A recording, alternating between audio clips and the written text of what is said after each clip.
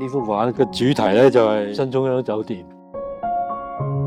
佢坐落喺澳門嘅舊城區新馬路咧，已經係成100年有多噶啦。呢個就係中央酒店，應該係七八十年代嗰個樣嚟嘅，經過好多代噶啦，而家改建咗噶啦，即係咧大致上個外形都係咁樣嘅。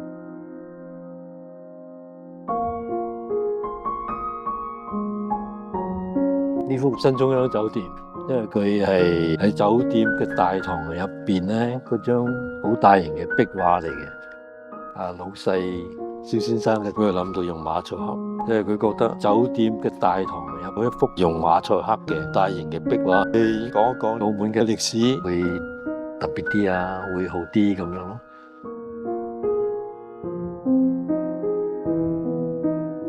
咁我畫嘅時候咧，當然以新中央酒店為呢個中心畫一畫呢個新馬路，所以個內容咧都好多有關澳門嘅元素喺度，有澳門嘅地標，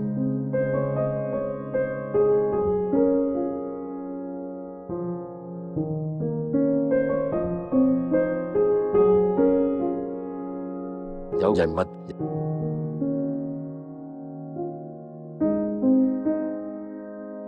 有西方嘅文化，中國嘅文化。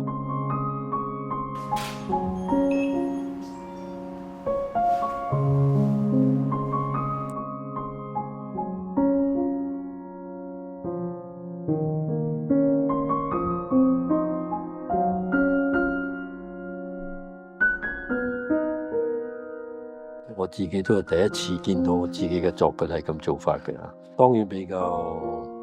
震撼啲嘅嚇。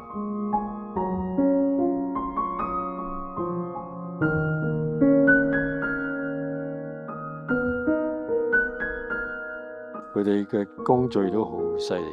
你逐粒逐粒咁砌，因為我諗唔到咧，馬賽克原來有咁多顏色嘅，諗唔到咁複雜嘅，即係嗰啲油畫嘅效果，佢都可以做到出嚟，